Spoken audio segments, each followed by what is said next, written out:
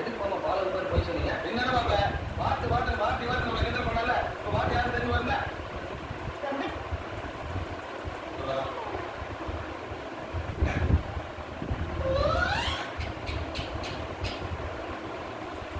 விரும்ப மாட்டேன்.